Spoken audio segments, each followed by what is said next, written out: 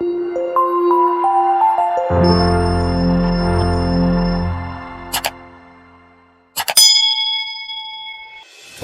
opening scene shows a student named Josh Ockman, who is quickly walking towards the university building. On his way, he sees a mysterious figure in a bike side mirror, but it vanishes when he takes a second glance. Although this alarms him briefly, he dismisses it and proceeds to the library by taking an elevator with an elderly man. Upon entering the library, Josh finds it strangely dim and deserted.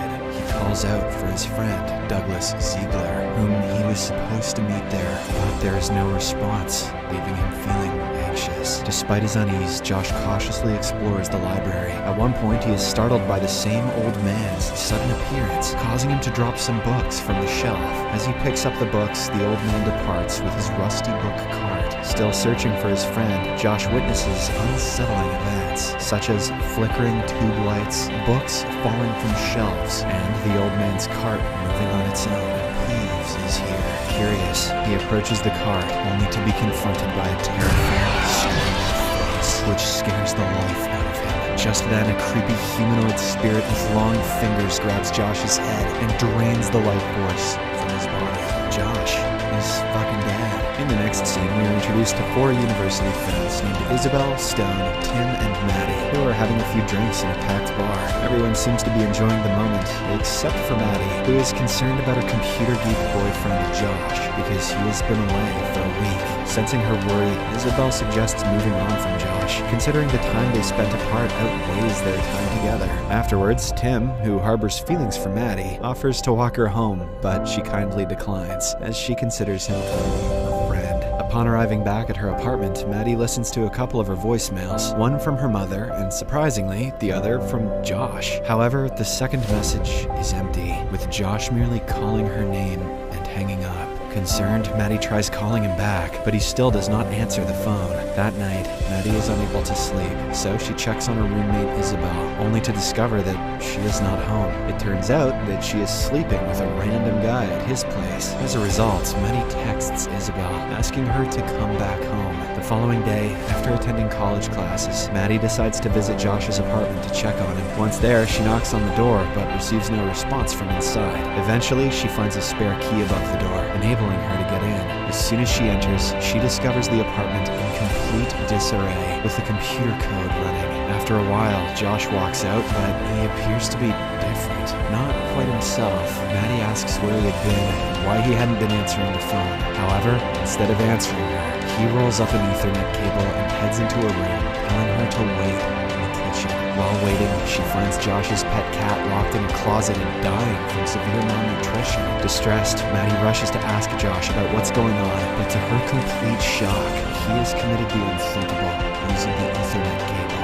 Dark and nerdy. In the aftermath of this traumatic event, Maddie suffers mentally, so she seeks help from a psychiatrist. During one of her sessions, she breaks down, feeling responsible for not being able to prevent Josh's tragic fate. However, the psychiatrist offers reassurance, telling her that it's not her fault, and that Josh may have hidden his loneliness for a long time. Later that day, Maddie's friends try to console her by sending supportive messages in a group chat, but much to their surprise, they receive messages from Josh's account asking for help. The next day, the 4 friends meet on campus to discuss this strange occurrence. They then speculate that Josh's computer might still be on, and a virus is causing the messages. As a result, Stone decides to go to Josh's apartment and log off the computer. After classes, Stone goes to Josh's place and explores the eerie house. To his horror, he soon sees a pale lady emerging from the wall and advancing towards him. In a panicked state, Stone tries to hide under the bed, but the ghostly entity reaches him and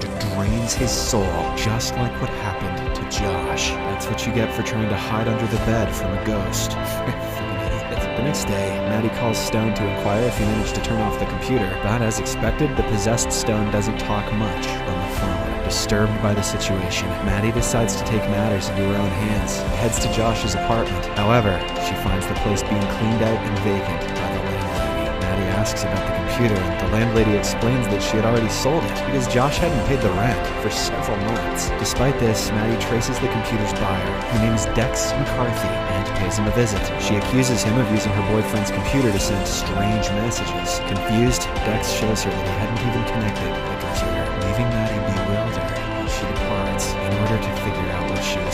Dex later plugs in the computer and discovers a series of peculiar videos. Among them, one video shows Josh taking a gun and tragically committing the unthinkable. Terrified, Dex calls Maddie and shows her the distressing footage, leaving her deeply unsettled. A few days later, while at college, Maddie receives a package sent by Josh 2 days prior to his death. Inside, she finds rolls of red tape and a message from Josh saying that these tapes keep them out, adding to the mystery and confusion surrounding the events. As days pass by, Maddie begins to experience increasingly terrifying nightmares and visions of horrifying spirits. She also witnesses disturbing scenes of people committing the unthinkable right in front of her. These experiences lead her to believe that something evil is pursuing her. One day, she visits her psychiatrist, but even he dismisses her claims as hallucinations. Trying to accept this explanation, Maddie attempts to maintain her normal daily routine and attends college.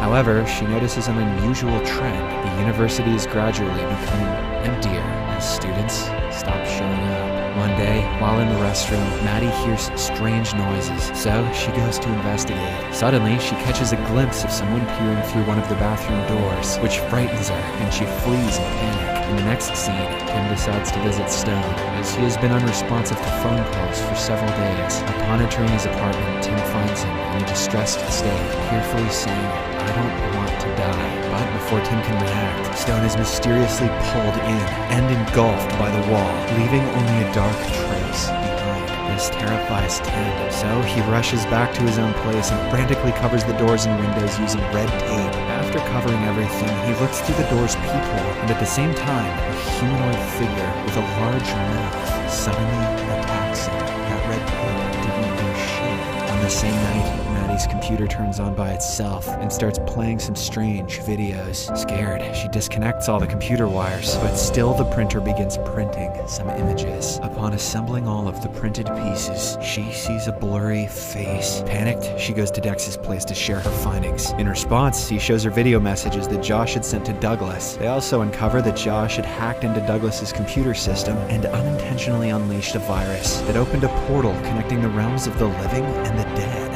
This is what happens when you download Prawn from LimeWire. It is also revealed that Josh had coded a counter program in order to solve this, and even intended to meet Douglas at the library, but he was captured by the entity before doing anything. Before long, Dex finds Josh's counter program inside the PC case, cleverly hidden with red tape. Meanwhile, Isabel prepares to do her laundry, when suddenly the lights start flickering. Soon the washing machine's door mysteriously opens, and the clothes inside it tumble out. As she walks closer to investigate, and quite possibly to get stuck in there, she is horrified by the appearance of a spider-like creature that emerges and drains the soul from her body. Later that night, Maddie returns home only to find her roommate Isabel infected by the evil entity. She quickly tries to call for help, but receives no response from 911. Just then, Isabel disintegrates into ash particles, after warning Maddie that the entity will soon come for her as well.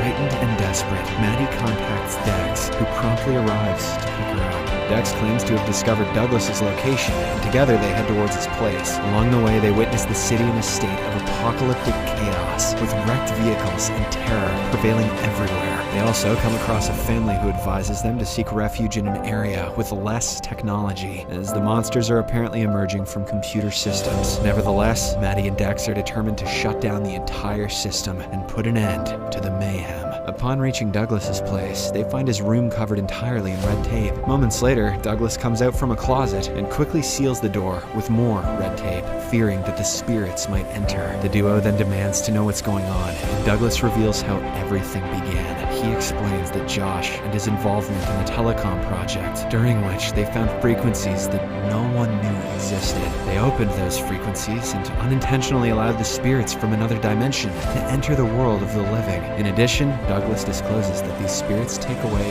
one's will to live, forcing people to kill themselves. After learning all of this, Maddie and Dex realize that in order to put a stop to all of this, they must install Josh's counter program in the server computer, which is located in the university building's basement. With this information in hand, Dex and Maddie make their way to the server room. However, upon arriving at the university, they are threatened by a menacing horde of creepy cyber entities. As they make their way to the basement through the halls, the spirits continue to follow them. Due to this, Dex holds on to the door, urging Maddie to enter the elevator. As she steps in, Dex tries to catch up, but two identical spirits block his path, forcing Maddie to proceed alone. Descending towards the basement, the power suddenly goes out, causing the elevator to stop. Nevertheless, Maddie manages to escape from the stalled elevator and enters the server room. Inside, she is confronted by one of the cyber spirits, who approaches her slowly. Moments later, she finds herself surrounded by numerous ghostly arms that seem poised to engulf her. It appears as if she is going to meet her doom, but right then, Dex arrives and rescues her, warning her not to look into the spirit's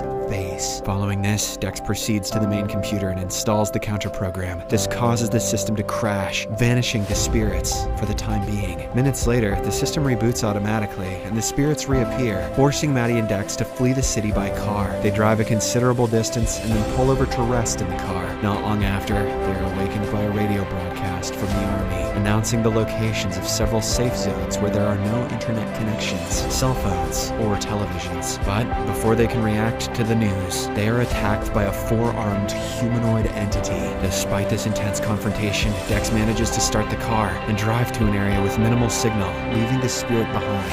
Finally, the two make their way to a safe zone, and the movie ends with Maddie's voiceover reflecting on their new reality. We can never go back. The cities are theirs. Our lives are different now. What was meant to connect us to one another instead connected us to unimaginable forces. The world we once knew is gone, but the will to live never dies. Not just for us, and not for them.